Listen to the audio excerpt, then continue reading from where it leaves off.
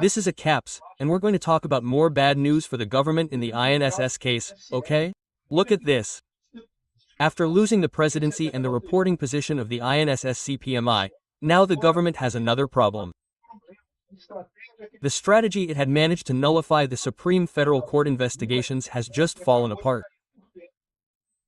ANDRÉ MENDONÇA was chosen as the rapporteur for the INSS fraud investigations.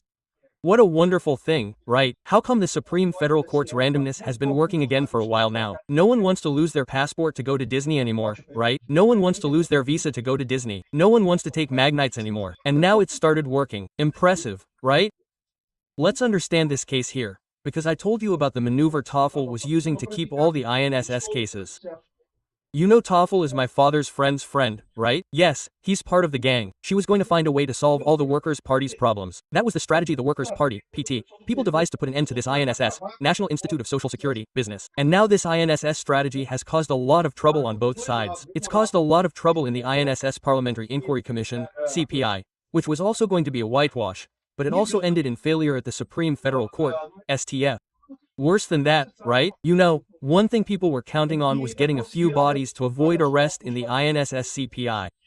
Now it's all going to fall into the hands of ANDRÉ MENDONÇA, my friend. So, if the decision goes to the plenary, the majority of the left might actually grant the habeas corpus, but this is all in ANDRÉ MENDONÇA's hands. Now, a lot of PT people will be worried about this. Let's understand this story here. This news was suggested by a source from ANCAPSA, at CIA, Reforma, and several other people. Thanks to the people who suggested news on our website novisember@acuteria.com. And thanks to you for watching our video. If you like our content, please like and subscribe to the channel, okay? MENDONÇA was chosen to report on investigations into INSS fraud. Man, Lula's plan went wrong. Lula's plan went wrong. Lula was counting on these INSS investigations, keeping Tofo there to free his friends. You know, Lula has a lot of people connected to him there, in these unions and associations that serve retirees. The Workers' Party, PT, has always used this little scam of stealing money from retirees to support itself, to make money. So, we know there's this problem. They try to pass it off to Bolsonaro, saying no, that it was a measure taken during the Bolsonaro administration, and I don't know what else, but that's false. The measure was actually approved at the end of Bolsonaro's term by the Chamber of Deputies, but it wasn't approved by Bolsonaro. It was the chamber that overturned the veto and ended up allowing new hires with new INSS deductions. What Bolsonaro really did was to reduce this theft, right? But anyway, that's the whole point of this NSS thing. It seems like the Lula administration's astral hell is coming on strong, right? The CPMI, with the presidency and reporting, is increasingly active. Even the Contado, my friend, the Contado has recovered his opposition spirit, right? Be careful with the Contado, people from Espirito Santo. Be careful with this guy. He's doing this only because he's worried about the election that's coming up next year and he wants to go back to being conservative now, back to being a right-wing person who's against corruption. So he filed a bunch of requests against the Lula administration in this CPMI, INSS thing, right? He's already preparing for re-election next year, right? Anyway, but this point here about the Supreme Court is even more dangerous, right? Because what had happened? The INSS investigations began in several states, so there were several judges in charge in several states, several prosecutors' offices, right, investigating this case, each investigating their own corner. So what did a Workers' Party guy ask the Supreme Court? He sent this thing to the Supreme Court because he claimed that no, everything has to be centralized. Otherwise there's a risk that one state will have one decision, another state will have another. That's nonsense, okay? There's nothing wrong with that, especially because it's establishing jurisprudence. If one state ruled one way and people considered it reasonable, the tendency is that other states would also have the same type of decision, right? So, this kind of move wouldn't make a difference, but they sent it to the Supreme Court. Why? Obviously because they expected a favorable decision from the Supreme Court. And then came Toffoli's grand plan, which was revealed here by Piauí magazine. Look at the mess. I made a video about it at the time, okay? The mess they made to get this case to the Toffoli. Because look, every time a new case arrives at the Supreme Federal Court, it has to be drawn, it has to go to a judge there. And in this case, the greatest chance would be for the Lula administration to get rid of the friendly judge. Alexander Moraes could be the one to fall, right? He could, right? Flavio Dino could fall, Cristiano Zanin could fall, everyone, people friendly with the Workers' Party, a bunch of left-wingers could fall, right? The only people who would be bad for the government were André Mendoña and Casio Nunes. And apparently, André Mendoña fell, right? But then what was their strategy to avoid doing that? He went to court, right? To unify all the cases in the Supreme Federal Court, claiming that it needed to be a matter of understanding and unanimity. But then he remembered the following. There was a case, a decision by Sergio Moro, about the INSS, National Institute of Social Security, during the Bolsonaro administration, and that Sergio Moro was being accused by Tacla Duran. Do you remember the Tacla Duran case? Tacla Duran is a businessman who was a prize-winning collaborator of Sergio Moro in the 13th Court of Curitiba, in Parana. And for a long time, he's been accusing Sergio Moro of irregularities and whatnot. He hasn't presented anything effective to counter the irregularities. And all of Moro's decisions have been confirmed by countless other pieces of evidence. So, yeah, Tacla Duran has been very critical of Moro all this time, right? And then he has a lawsuit against Moro, and this lawsuit is in the Supreme Federal Court with J. Foley. Since Bolsonaro made union registration a prerogative of the Ministry of Justice, and the ministry was headed by Judge Sergio Moro, and Sergio Moro is accused by Tacla Duran of corruption and whatnot, then this case has to go to Dias Stoffel.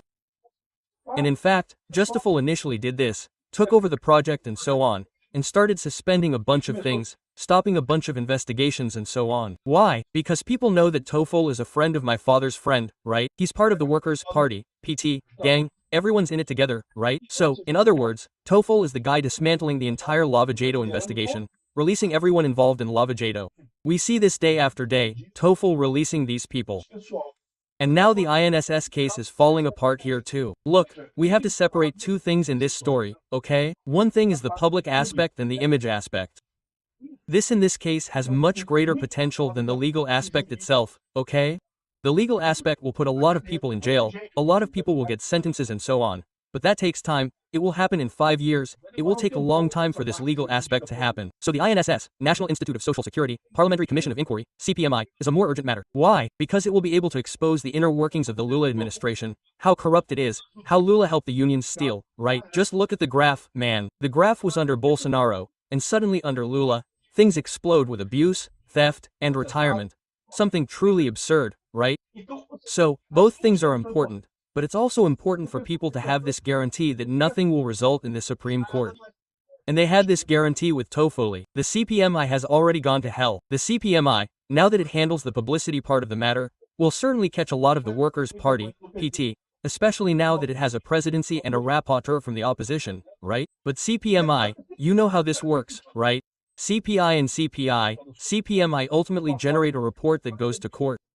And then you'll arrest someone, but rarely arrest anyone, okay? The CPMI's role is more to expose information to the public, more to play politics with it, and that's right, it has to do it, it has to expose these absurdities that were committed during the Lula administration and so on. So, yeah, the CPMI's role is much more on the legal side. It could lead to jail, it will lead to jail, I'm sure it will, it's a very serious case, but it'll take some time, they'll have forgotten all this talk, it'll be over soon, right?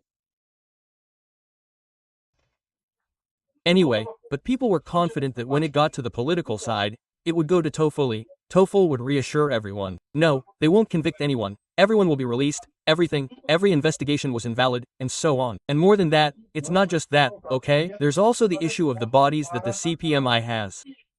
See, the CPMI will call a lot of people to listen, and these people will certainly come with bodies so they won't be forced to say anything to the CPMI. They can't produce evidence against themselves, right? And it's very common in the CPMI. The CPMI has police powers. It can arrest someone for ideological falsehood, for lying. In short, it can, arrest people. So, this kind of trickery isn't uncommon. But if you have a preventive habeas corpus, you avoid this problem. But now, since the INSS case is with André Mendoña, these habeas corpus are with him. It's not that he can't leave, okay? Because he can deny the habeas corpus and then the matter goes to the plenary, and in the plenary, people approve the habeas corpus for the person. But, there's no longer that comfort. It won't be taken to the two. If it were to go to the telephone, my friend, and everyone is with habeas corpus, everyone receiving habeas corpus, no one is forced to say anything there, in the thing, right? So what happened? It was all with Toffoli. That was the left's plan, to leave these things with Toffoli. They invented this Tacla Duran case with Moro. They tied it up and all that. But then the Attorney General's office said, look, this is really weird. because this case is so fragile. This case, damn, you guys did a huge botch job. Okay, let's draw again. Quote, the opposition didn't even complain because what was the opposition's calculation? Oh, okay, they'll draw again. They'll end up drawing. It'll fall on one of their friends. It'll fall on another friendly minister too. It'll fall on Flavio Dino. It'll fall on Zaninho. It'll fall on. There are a lot of them. There are 8 friendly ministers. No, 9 friendly ministers of the Workers' Party and only 2 who are from the opposition, ANDRÉ MENDONÇA and Nunes Marques, right? So, when the Attorney General's office asked to change the rapporteur, he said, okay, it has to be the Supreme Court. It has to be the Supreme Court, but it doesn't have to be the TOEFL. This correlation here, this connection through Tacla Duran, that's a hell of a botch job. It doesn't have to be you. Then Tofan didn't even complain. He said, no, okay, then draw again. And the leftists didn't even fight much with the Attorney General's office, because, you know, in the end, it will be drawn, it will fall on one of the other 9 who are friends and there won't be any problem, right? But it didn't fall on my friend, it fell on ANDRÉ MENDONÇA, who is becoming the main voice of the opposition here at the Supreme Court, right? So, look, this thing has gotten really complicated, right? It has complicated both things. In other words, he no longer has the guarantee that it won't lead to anything, right? That the criminal case won't lead to anything. Now it might because it will be with ANDRÉ MENDONÇA. And besides, the protection they expected for the CPMI, the investigations for the CPMI, became a little more difficult, not impossible, okay? Maybe even people will agree with ANDRÉ MENDONÇA to deal with the investigations the same way, but it became a little more difficult. It's not that simple after all, right?